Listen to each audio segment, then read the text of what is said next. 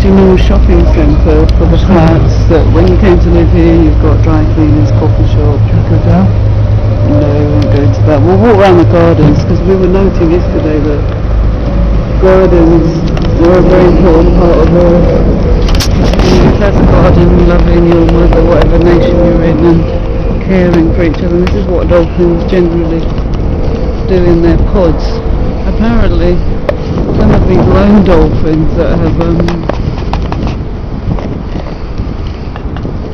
left their tribes.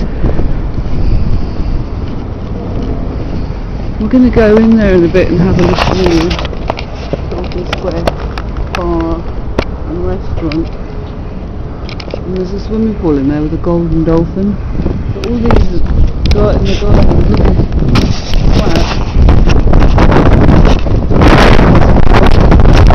they're all shaped captains or naval officers because they're keys.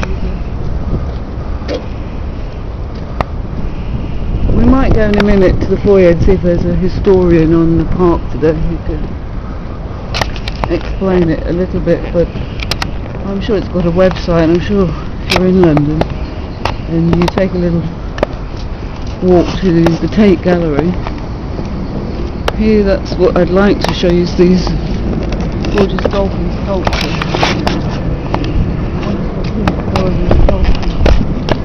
The two dolphins, the mother, the father and the child swimming together in harmony.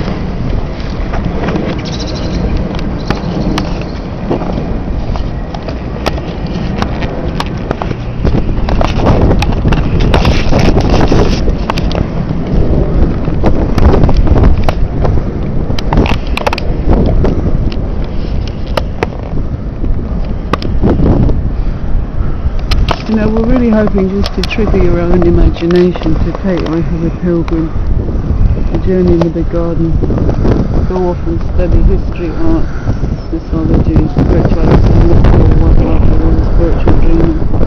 Really find these wonderful tours they've got all over England, Middle East, up into the Buddhist mountains of Thailand. To find your own magical connection with the miracle of life, and I think that's why we're asking for a holy ceasefire from Dolphin Square, from all these ancient ships' captains, from all these ancient dolphins. We're actually asking for a holy ceasefire, and you can imagine from all the ancient boats that have travelled across the seas, as we keep mentioning, in the Windrush, from Africa's Caribbean, from England. A lot of the poorer people went out to Australia and New Zealand, as they did on my father's side, my grandfather's side. And there are legends, if you go on the Black History, about in ancient Egypt there was famine and poverty, and that made people travel from ancient Egypt up to Scotland. There were original at Stonehenge and Avebury and Glastonbury, another mythological place to visit in England if you're here, where they believe the ancient elders travelled to meet each other, an ancient United Nations. So maybe we've all been communicating and working together far more than we like to accept, and the idea of black and white, Muslim and Christian, Africa and Middle East, these big words they use to divide all this and continue the arms race. They have these sneaky arms trading fairs at Hilton's, and maybe they've got a conference centre here that make us believe there is a war going on, but I think somewhere in the spiritual plans of things the war has ended, and they've forgotten that we don't need. War hasn't really worked, as our friend was saying yesterday, who we met for coffee. Another poet, Crispin, hello. Your belief in making gardens of peace, and Yo to Tupac's Garden of Peace, rapper from the 90s, who also was one of the poets, Frederick, in Georgia, I think, Peace Garden. And the Dalai Lama, bless his soul, sent peace from Dolphin City.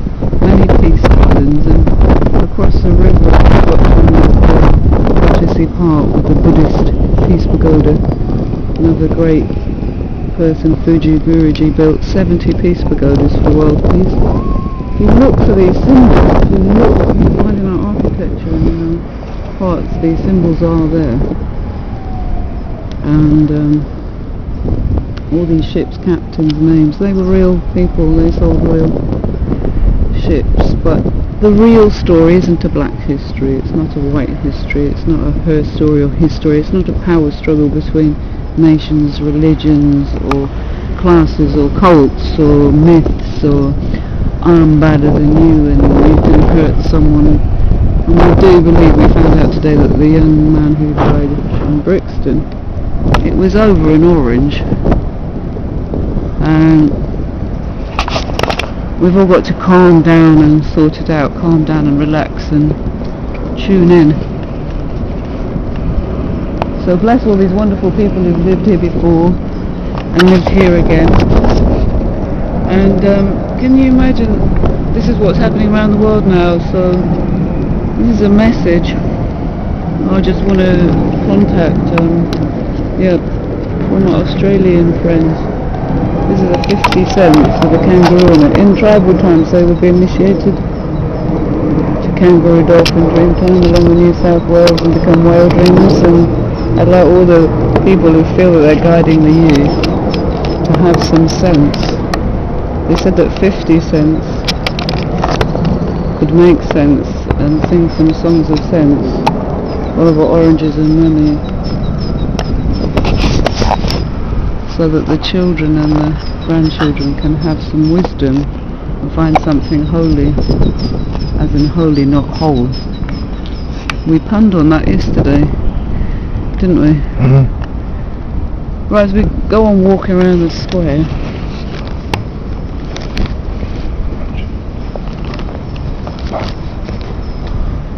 we'll say bye for now.